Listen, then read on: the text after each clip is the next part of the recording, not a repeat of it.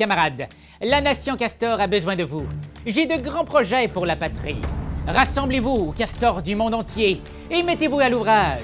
Mordez à pleines dents dans ce nouveau monde, car aujourd'hui on apprend à jouer à Fidel Castor.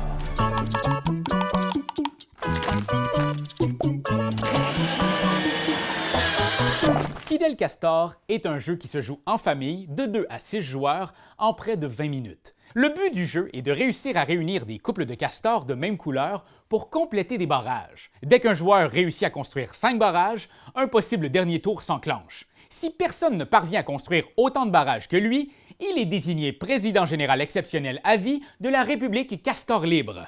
Bref, il gagne. Oh, mise en place. Mettez le plateau au centre de la table. Placez le marqueur Fidel Castor au centre de celui-ci. Roulez les 4 dés et placez chacun de ceux-ci dans la zone de la couleur appropriée. Pour ceux qui ne sont pas familiers avec le légendaire dé à 4 faces, sachez que le résultat du dé est le chiffre lisible au sommet de la pyramide. Donc ici, un 4.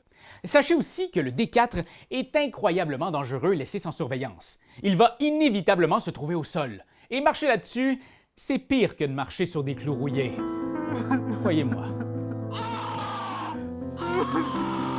Distribuez 6 cartes au hasard à chaque joueur et placez le reste des cartes au centre pour former la pioche. Le dernier joueur à avoir mangé du bois est nommé premier joueur. Du bois de n'importe quelle sorte, ça peut être de l'épinette, du mélèze, du chêne, mais en même temps, avec le prix du bois en ce moment, qui a vraiment les moyens de manger du chêne, hein?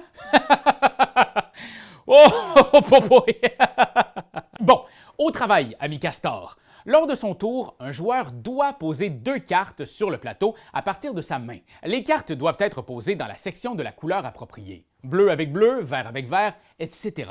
Le but ici est de réunir lors de votre tour suffisamment de couples pour compléter un ou plusieurs barrages dans n'importe quelle zone. Il y a des cartes mâles et des cartes femelles des diverses couleurs. Un mâle plus une femelle de la même couleur dans une zone forme un couple. Le résultat visible sur le dé de chaque zone indique le nombre de couples nécessaires pour compléter le barrage. Alors par exemple, supposons que le dé bleu indique 1. Je pose 2 cartes de ma main, une carte femelle bleue et un mâle bleu. Un sur le dé, un couple complété, boum! Je complète le barrage. Hurrah! Oui, bon, la réalité, c'est que c'est rarement aussi facile. Il va falloir être rusé pour créer les conditions parfaites de finition de barrage. Parce que chaque carte jouée déclenche un effet spécial. Quand vous jouez une carte avec ses symboles triangles, vous pouvez relancer un des dés de la couleur qu'on trouve sur ceux-ci. Par exemple ici, je peux relancer le dé vert, ou le dé bleu, ou même le dé jaune. Avec un peu de chance, le nouveau résultat peut créer les conditions gagnantes pour terminer un autre barrage. Ce symbole avec un plus ou un moins modifie le résultat du dé de la couleur représentée. Vous pouvez donc altérer le résultat à votre avantage. Très important, un dé de valeur 4 qui reçoit un plus 1 devient 1, et un dé de valeur 1 qui reçoit un moins 1 devient 4. C'est un cycle, genre. Vous comprenez? Et finalement, une carte avec cette face de castor attire le marqueur Fidel Castor dans la zone concernée. Fidel, lui, il est super, je dirais jamais le contraire.